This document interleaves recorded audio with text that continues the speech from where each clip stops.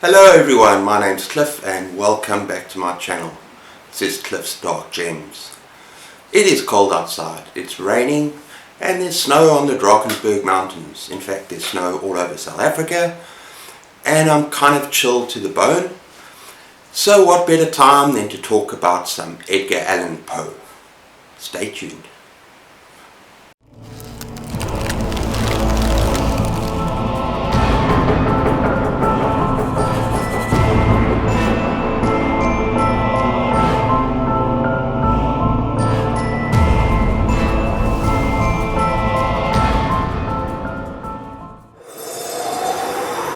Okay everyone, I very briefly touched on Poe when I spoke about my favourite authors of all time.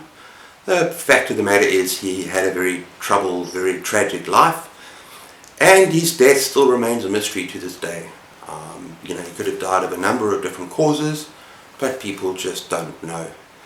Now, he has undoubtedly had the biggest influence on the horror and the mystery genres, and in particular on the short stories, but I'm going to be talking today about some of my favourite quotes by the man and also a selection of my favourite short stories, perhaps the most terrifying short stories he's ever written. Please note that not all his quotes and not all his work was about madness and death. He is more well-rounded than that. There's a lot more to the man than meets the eye. But for the sake of this particular video, most of the quotes that I picked out were about madness and death and dreams and living and dying, because those are the kind of things that you find in his horror stories. Okay, here's some excellent quotes taken from some of his work concerning death. Every poem should remind the reader that they are going to die. Next one. Thank heaven, the crisis, the danger is past, and the lingering illness is over at last, and the fever called living is conquered at last. And finally, sleep, those little slices of death, how I loathe them. Okay, on dreams, deep into that darkness peering, long I stood there, wondering, fearing, doubting, dreaming dreams no mortal ever dared to dream before. Okay, and I had 3 or 4 for madness. Firstly, that which you mistake for madness is but an over-acuteness of the senses. Secondly, when a madman appears thoroughly sane, indeed, it is high time to put him in a straitjacket. Thirdly, I became insane with long intervals of horrible sanity. Love that one. And finally, a longer quote taken about substance abuse. And that's something that Edgar Allan Poe did struggle with throughout his life, particularly after the suffering he had as a result of the death of his wife, and he lost his mother, he was orphaned. There's all sorts of things and troubles in his life, and he turned to alcohol and he turned to substance abuse. I have absolutely no pleasure in the stimulants in which I sometimes so madly indulge. It has not been in the pursuit of pleasure that I have perilled life and reputation and reason. It has been the desperate attempts to escape from torturing memories, from a sense of insupportable loneliness and a dread of some strange impending doom. Okay, now I'm going to talk about 5 of my favourite short stories by Edgar Allan Poe. And the first one I'm going to talk about in position number 5 is not necessarily my favourite. I just thought it would be interesting to put in a short story that people haven't heard much about. Perhaps none of you have actually read. And the reason I'm putting it there is because it seems relevant for this day and age. And it's a story that I read during the pandemic. And it's about this narrator living in New York, and he moves out of New York to stay with a family member north of New York by I think it's the Hudson River, because there is a plague. It is a cholera plague of some sort, and there's an outbreak and people are dying. His family members, or his friends rather, are dying, and so he moves in with this relative and he is full of fear. Now, his relative is a very rational man, and he goes out one day, the narrator, and he sees something incredible. And the whole story is, I'm not going to actually spoil it for you, it's about his state of mind and the fear that he has for this plague or this disease. And that is projected, and he sees something. So it's a very, very interesting story. It's most definitely not his most terrifying tale at all, but it's just interesting to read, considering that we've just had this awful pandemic.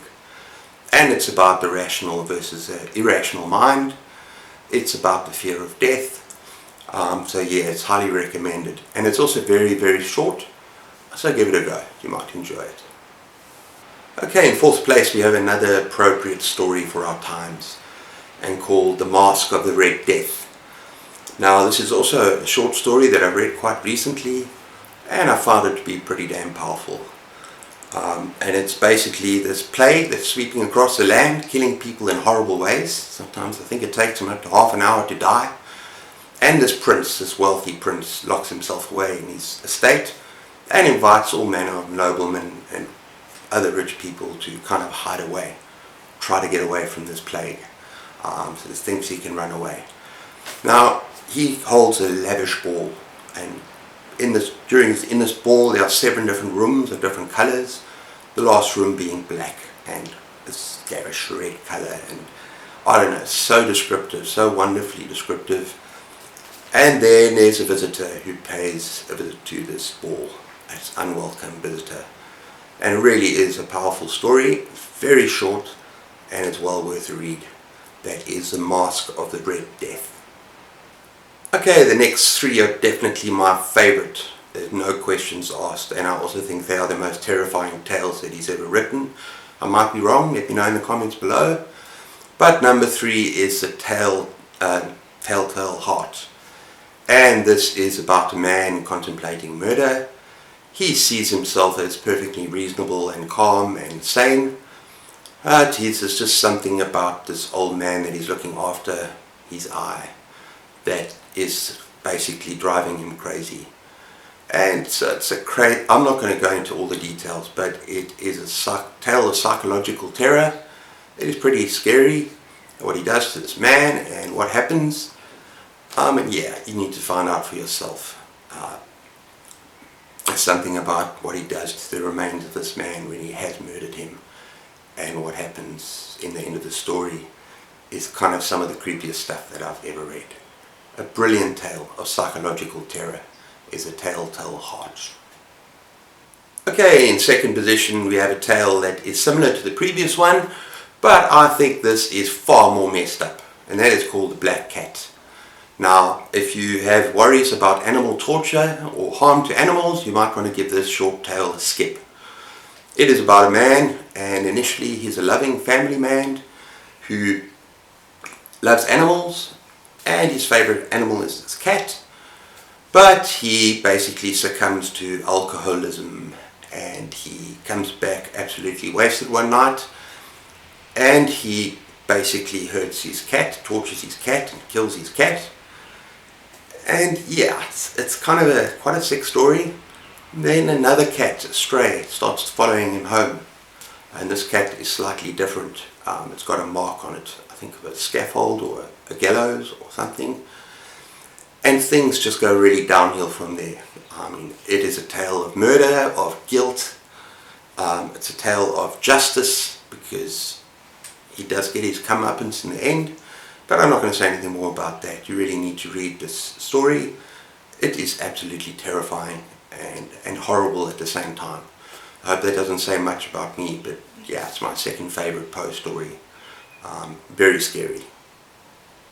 Okay, and the story in number 1 position for me was nightmare fuel for me when I was a teenager.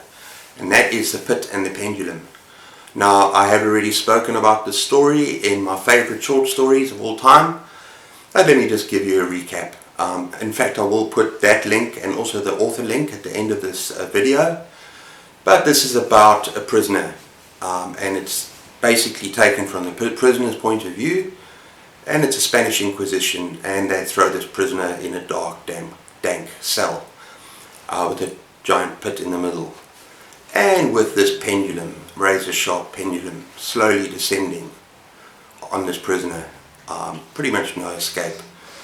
And you are inside this prisoner's head, this feeling of claustrophobia, dread and terror, and you feeling along with him, as it just seems to be an inevitability. There is no escape.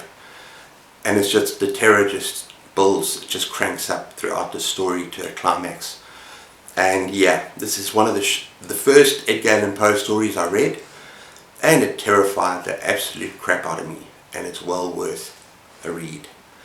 And now there's a number of themes here, obviously just terror, the violence of the Spanish Inquisition. You should all know about that period of time, a terrible torture, a terrible time, and also this pendulum just being the inevitability of time as it just descends onto this prisoner. Whether it does or not, we don't know. You're going to have to read to find out. And yeah, it's an absolutely terrifying tale. It's just this claustrophobia because the walls are around him, and he just absolute panic, and he doesn't know what to do. That is the pit and the pendulum. So everyone, all of my friends living up north there, I hope you're enjoying your summer. Please let me know which stories you've read, which stories you really enjoy from Edgar Allan Poe, and let me know in the comments deep down below. And please be sure to like and subscribe if you enjoy my content. And till next time, take care of yourselves, keep those pages turning, and cheers.